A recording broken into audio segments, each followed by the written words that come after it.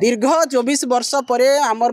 प्रिय नेता नवीन पट्टनायक अंचल एटा 24 वर्ष पर यही जघन्य कांड घटी जहाँकि कौन सी प्रकार क्षमणीय नुह एवं दोषी को अत्यंत कठोर रु कठोर दंड दि जाऊ दृष्टांतमूलक दंड विधान करा जाऊ जेपरिक अपराधी डरिवे अपराधी जदि प्रशासन सहित पुलिस सहित सांग होइकी बुलिबे जदि गृह विभाग मंत्री मुख्यमंत्री जदि अपराधी मानक सुरक्षा देव ताहले कौन अपराधी खराब काम करें भल काम करेंगे। गंजाम जिलार सानखेमुंडी ब्लॉक अंतर्गत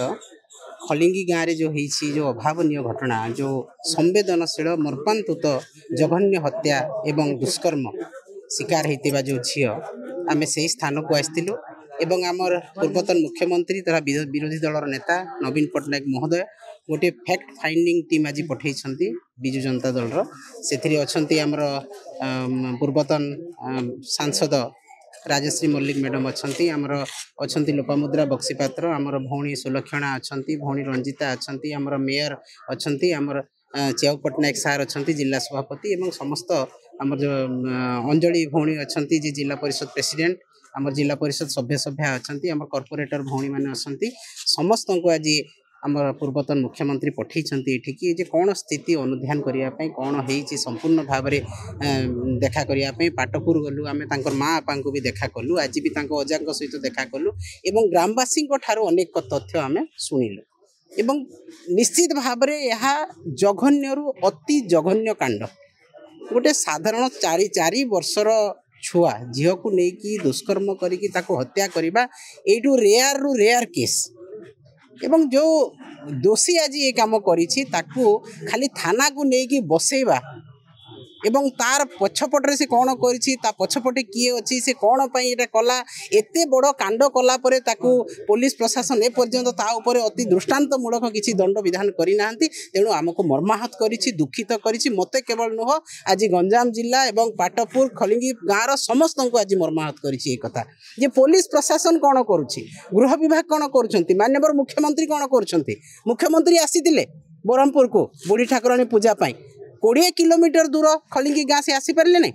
देखी पारे नहीं से यात्रा एंजॉय कले किंतु गोटे परिवार गोटे गाँव आत्मा कांदुची गोटे परिवार सर्वश्रांत होती छुआ को हजेकी एवं अमानसिक भाव में हत्या करा दुष्कर्म करते बड़ संवेदनशील घटना से जिला को मुख्यमंत्री आसुच्चंती एंजॉय करने ठाकुराणी पूजा ठाकुराणी को आशीर्वाद नेबापी किंतु मन पड़े 20 किलोमीटर भितर ये गाँव में घटना होती बोलिकी ताहले आपण भावंतु अपराधी माने केते खोला मेलारे निर्विघ्न भाव में अपराध करके खसी जावाक चिंता करछंती। प्रत्येक दिन संवाद पत्र रे 5-6टा न्यूज आप देखिए दुष्कर्म गण दुष्कर्म हत्या मर्डर मद बिक्री गाँ गाँव में गली गली मद बिक्री यहीटा सब वर्तमान सरकार कौन होकर से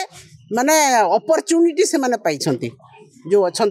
अपराध जो माने प्रवण व्यक्ति अच्छा जे कौन सी दिन जहाँ अपराध भी आम करूँ किसी आम दंड विधान हेब ना कारण पुलिस विभाग चुप पुलिस थाना आज बीजेपी गुंडा मानकर घर होती आज एसपी ऑफिस रे गुंडा माने जेकी बसिकी एसपी को कंट्रोल करुछंती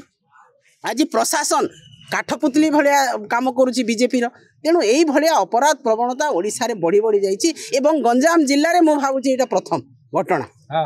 दीर्घ 24 वर्ष पर आमर प्रिय नेता नवीन पट्टनायक अंचल एटा 24 वर्ष पर यही जघन्य कांड घटी जहाँकि कौन सी प्रकार क्षमणीय नुह एवं दोषी को अत्यंत कठोर रु कठोर दंड दि जाऊ दृष्टांतमूलक दंड विधान करा जाऊ जेपरिक अपराधी डरिवे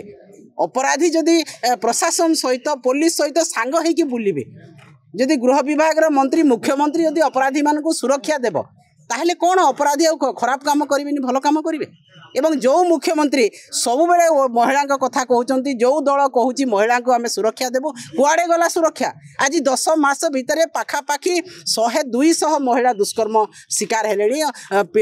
से माने असुरक्षित होगी अच्छा किंतु प्रशासन कौन करुच्ची प्रशासन निदा विष्णु भाया रही जी चेई शोई किए उठेब प्रशासन चेई शोई पुलिस विभाग चेई शोची कारण तांको ऊपर एते चाप पड़ुची प्रशासन एते चाप पड़ुची मुख्यमंत्री दफ्तर बीजेपी वाला एते चाप पड़ुची से माने कहवाकू स्वर पाऊ ना आज गाँ सारा आसिक पचारतु जो पिला आज ये कांड कर कहार पिला ता पछे किए अच्छी ता पूर्व तार अपराधिक प्रवणता केते थिला से कथा तो कहीं तुंड फिटू ना पुलिस प्रशासन ताकू नहीं कि घरे बसैले खाइबाकू देले कौन से अपराध तार क्षमा हो